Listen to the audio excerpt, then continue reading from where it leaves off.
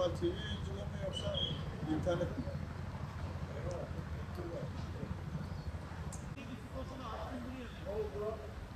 Abi buradaki satışlar sanki normal gibi.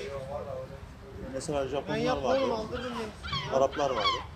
Ya şunu bir temizleyelim ya. Bitti mi abi?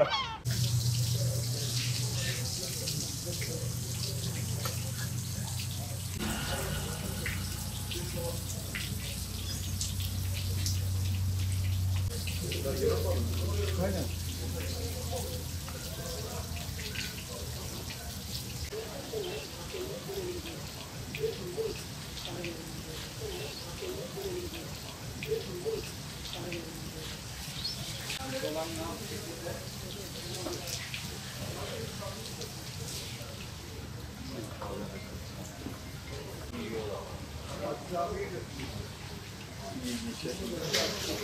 Yani balık fiyatları şöyle bir süreç, balık sezonu bir süreçtir. Yani bir palamutla başlıyor. İşte 9. ayda, 10. ayda palamut süreci başlıyor, akını başlıyor. Palamut ucuzdu, sattık, insanlar yedi. Sonra peşinden işte çinekop çıkmaya başladı. Çinekopu da işte 30 lira, 35 lira civarlarına kadar düştü çinekop. Sattık. Şu anda 50 lira, 60 lira civarında seyrediyor çinekop. Hamsi istavritte herhalde iklimlerle yani hava şartlarını görüyorsunuz. Yani bu hava şartlarından dolayı hamsi istavrit çok bol çıkmıyor. Ama işte bizim burada yaşadığımız sıkıntı Trabzon limanında falan gidiyorlar çekim yapıyorlar mesela kameraman arkadaşlar bazı haber şeyleri. Orada motorda işte yayın yapıyorlar. Hamsi bol çıktı bugün işte 10 lira 15 lira. Ertesi gün müşteri buraya bir akın ediyor. Hani akşam haberlerde izledik 10 liraydı 15 liraydı. Bugün neden 30 lira gibi yani müşterilere cevap vermek zorunda kalıyoruz. Hamsi istavritte öyle yoğun bir bolluk yok. Ha var çeşit olarak bütün balıklarımız var mevcut. Çıkıyor çok şükür. Ama o yoğun bolluk yaşanmıyor tabii. Ama bu bir süreçtir dediğim gibi. İşte yılbaşından sonra hava şartları normale döner. Hamsi istavrit bollaşmaya başlar. 20 lira 15 liraya kadar düşer inşallah. Ümit yani denizden geliyor. Kısmet işi tamamen. Satışlarımız çok iyi gitmiyor. Yani neden iyi gitmiyor? Artık bu pandemi sürecinin etkisinden de olabilir.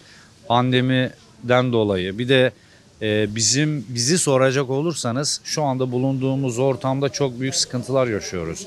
Yenikapı Balıkçılar Çarşısı özellikle işte tanınmıyor. Çarşının yapılış şekli, dışarıya çıktığınız zaman çarşıya bir baktığınız zaman yani burada bir balık çarşısı var mı yok mu hiç belli değil. Bu Avrasya'nın buradan geçmesi, bu çarşının bu şekilde yapılması yani büyük sıkıntılar yaşatıyor. Bu 40 yıllık, 45 yıllık buranın esnaflarına çok büyük bir eziyet oluyor.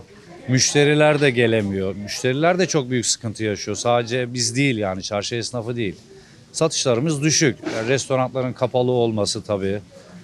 İşte bundan dolayı sıkıntılar yaşıyoruz. Şimdi balık fiyatları işte pandemiden dolayı biraz düştü tabii haliyle restoranlar da kapalı olunca, talep de azalınca yani belli başlı balıklar fiyatlar düştü ama mesela hamsi günlük değişiyor. 20-30 TL arası değişiyor. Çinekop 40 lira, 50 lira arası değişiyor. Ondan sonra kalkan 100, 150, 200 günlük değişiyor. Tekir balığı var işte barbun tekir dediğimiz biraz fiyatı düştü. Yani 20, 30, 40 yani maksimum 70 lira falan irisi öyle. İşte pandemiyle beraber balık fiyatları bayağı bir düştü yani. Tabii şu anda mesela şeyde de sıkıntı var mesela baktığımız zaman sular hala sıcak. Yani sularımız çok yüksek. Yani burada havaların soğumamasından dolayı balık göçünü engelliyor.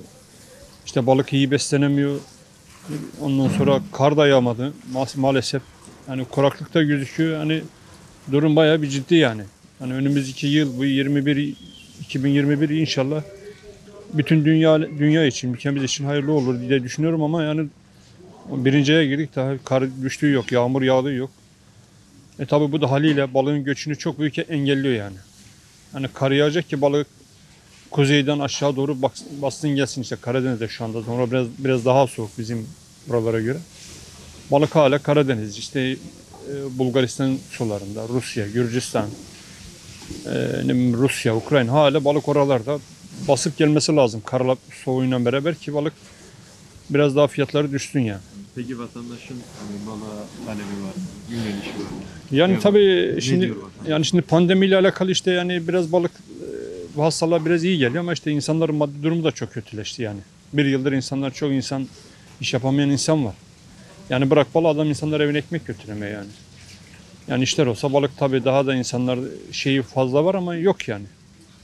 Maddi olarak insanlar çok çöktü yani diyebiliriz yani.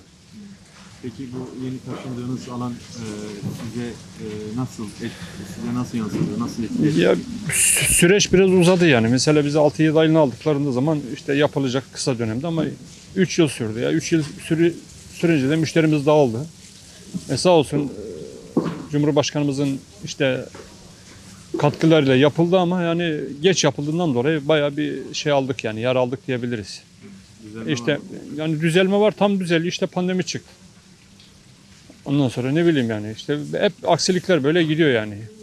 Onun için bakalım hayırlısı olur inşallah diye temenni ediyoruz. Balıkçılık var, yok değil. Tabii ki hava şartlarıyla, havalar çok sıcak gidiyor. Öyle bir yoğun bir balığımız yok, balık yok. Denizlerde hava sıcak olduğu için, deniz suları çok sıcak olduğu için balık hala dipte. Ama geçtiğimiz senelere göre birazcık da olsa balık var. İşte çinekop, hamsi, barbunya balığı, tekir. Bunlar şu anda az da olsa geliyor, yani vatandaşı tatmin ediyor. Ama fiyatlara gelince tabii ki çinekop, sarı kanat geçtiğimiz sezonlara göre yoktu ama bu sezon çinekop, sarı kanat var. Fiyatlardan normal, öyle aşırı bir para değil. Gel ki ama Kumkapı'da dışarıda balık satışları bir şekilde satılıyor. Ama bizim Kumkapı maalesef balık sektörü ölmüştür. Tarihi Kumkapı balıkçıları diyerek aşağı yukarı bu 5-6 senedir maalesef bitmiştir. Niye? Neden? Ya giriş çıkış yok. Yani bizim girişimiz çıkışımız kapalı. Açık bir cezaevi gibi. Burada bekliyoruz. Yani ancak 3-5 tane tanıdık müşteri gelecek de tanıdık müşteriye balık satacağız. Yetkililere sesleniyoruz. Yani bu ne zamana kadar gidecek? Esnafın hali perişan. Yani durumlar hiç iyi değil. Böyle giderse herhalde dükkanları kapatacağız, gideceğiz. Yani gelip ya buraya güzel bir zincir vursunlar kapıya, kapatsınlar. Haliyle herkes gitsin başının çaresine baksın. Durumlar hiç iyi değil. Ama şunu istiyoruz biz. Vatandaş tabii ki bekliyoruz. Yani vatandaş burayı öğrensin, gelsin ama ne çare. Girişler, çıkışlarımız hiç iyi değil. Yani vatandaş geliyor, gelmez değil. Gelip gezip, dolaşıp, İdo'nun oradan giriyor, buradan giriyor, şuradan giriyor. Bulamıyor yeri. Bulamadığı gibi de gidiyor. Biz de haliyle balığı koy tezgaha, içeri koy, git eve. Yani bu şekilde ne zamana kadar gidecek bilmiyoruz. Yetkililere sesleniyorum. Bir an önce gelsinler, buraya bir çare bulsunlar. Vatandaşı da söylüyoruz. Yani illa tabii ki balık biraz az ama hayat şartları biliyorsun, aldı kafayı gidiyor. Yani hiçbir ucuz bir şey kalmadı. Balıktan normaldir yani. Gelsin alsın yesinler.